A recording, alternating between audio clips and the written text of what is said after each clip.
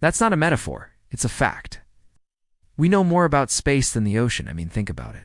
We've sent rovers to Mars and satellites to Pluto, yet we still haven't explored most of our own planet's ocean.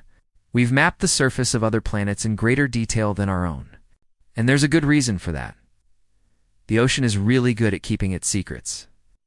The average depth of the ocean is over 2 miles. At that depth, the pressure is thousands of times greater than the pressure you feel at sea level. And that's just the start. In the deepest parts of the ocean, the pressure is over 1,000 times the pressure you feel at sea level. That's like having an elephant standing on your finger.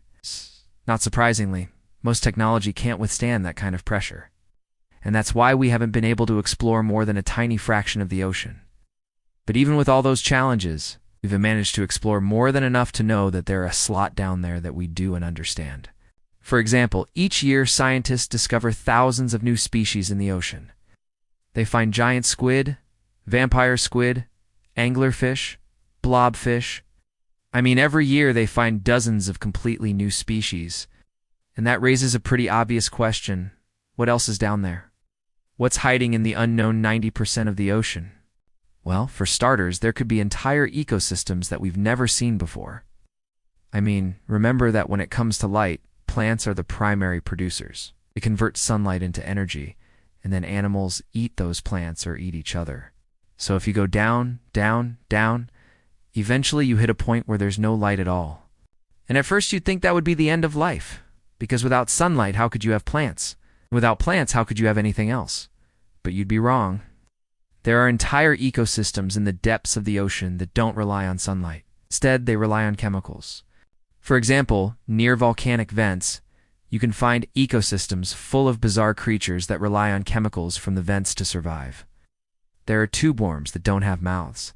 They just absorb chemicals through their skin. There are blind, flightless beetles, or crabs that look like they're from another planet. In fact, scientists have found ecosystems like this all over the ocean floor. And these ecosystems may hold the key to one of the biggest questions in all of biology, the origin of life. Because conditions on early Earth were probably pretty similar to conditions near these volcanic vents. So studying life near the vents may teach us how life on Earth began. But beyond that, who knows what we might find? There could be underwater cities built by lost civilizations. There could be gigantic shipwrecks from legendary voyages. There could be undiscovered species that we don't even know are undiscovered. One thing's for sure, though. We won't find any of that stuff in the 90% of the ocean that we have uneven explored yet. And that's why so many people are working to develop new technologies that can explore deeper and deeper into the ocean. As our technology improves, we'll be able to map the ocean floor in greater detail and explore farther and farther into the depths.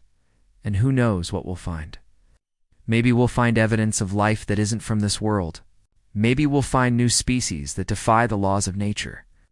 Maybe we'll find amazing shipwrecks and sunken cities. Whatever we find, one thing's for sure, it'll be amazing.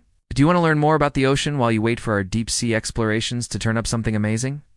Then check out our Deep Sea Creatures playlist. You'll find all kinds of fascinating stuff from the weirdest, creepiest animals to giant squid to underwater volcanoes. There's something for everyone.